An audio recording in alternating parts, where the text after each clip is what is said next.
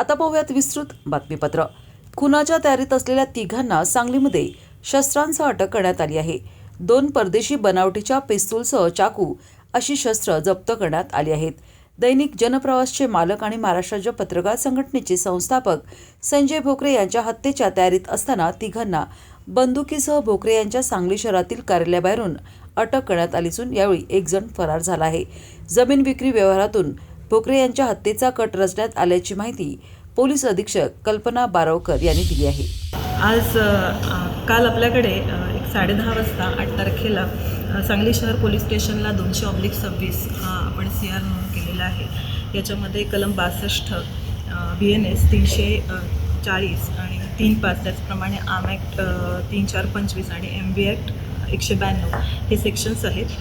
यामध्ये आपले LCBचे जे लोक होते ते पेट्रोलिंग करत असताना त्यांना गोपनीय बातमीदाराकडनं माहिती मिळाली की एक जो प्रतिष्ठित व्यक्ती आहे त्याच्या खुनाची तयारी काही लोक करत आहेत आणि एक पांढऱ्या रंगाच्या मारुती कारमध्ये हे 3 लोक बसलेले आहेत। आणि त्यानुसार माहिती मिळाल्यानंतर आपल्या LCBची जी टीम आहे त्या LCBच्या टीमने त्या ठिकाणी जाऊन या 3 लोकांना ताब्यात घेतलेलं आहे आणि त्यांच्याकडे विचारपूस करता असं समजलं की सांगली शहरामधले जे प्रतिष्ठित संजय भोकरे आहेत त्यांच्या खुनाची तयारी हे लोक करत होते आणि या लोकांकडनं आपण जवळजवळ 2 परदेशी बनावटीचे पिस्तूल आणि 4 जिवंत काडतूस, त्याचप्रमाणे एक मोठा चाकू आणि मारुती कार अशा प्रकारचं मुद्देमाल आपण जप्त केलेला आहे। यामध्ये जे आरोपी आपल्याला मिळाले आहेत ते म्हणजे गणेश लोखंडे, विराज बुटाले, संग्राम संभाजी फडतरे आणि सचिन आवळे।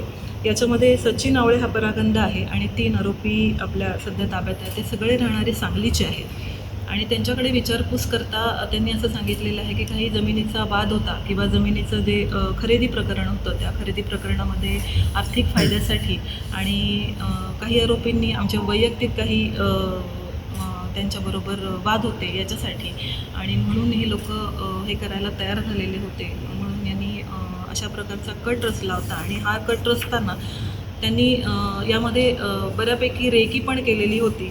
एक साधारणतः हे जे आपले संजय भोकरे जे आहेत हे दैनिक जनप्रवास त्यांचं ते वर्तमानपत्र आहे आणि या वर्तमानपत्राचं त्यांचं जे ऑफिस आहे या ठिकाणी दर शुक्रवारी संध्याकाळी जात असतात आणि या संध्याकाळच्या जायच्या वेळेला या तिघांनी पण या प्रकरणामध्ये रेकी केलेली होती की आपल्याला साधारणतः ते येताना किंवा जाताना कशा प्रकारे जाता येईल आणि कशाप्रकारे आपल्याला यांना ठार मारण्याची जी योजना आहे ती अंमलात आणण्यात येईल म्हणून यांनी जी रेकी केलेली होती त्या दृष्टिकोनातून ते तयारीत होते की त्यांचा हा प्लॅन शुक्रवारी आपण तो करणार आहोत तो सक्सेस व्हावा।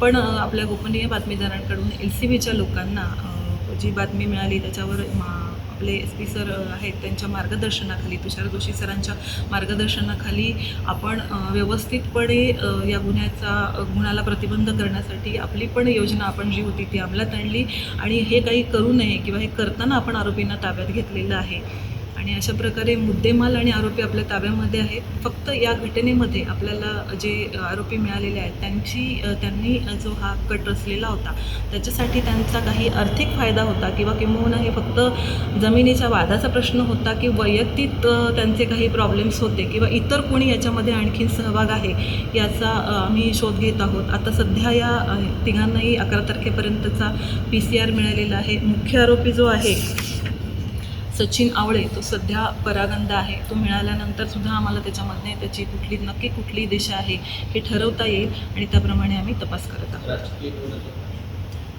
सध्या तरी आत्ता तपासामध्ये इथे कुठलीही राजकीय पार्श्वभूमी काही दिसत नाही आहे। केवळ काहीतरी जमिनीचा वाद किंवा आर्थिक फायदा एवढंच कारण दिसून येतं।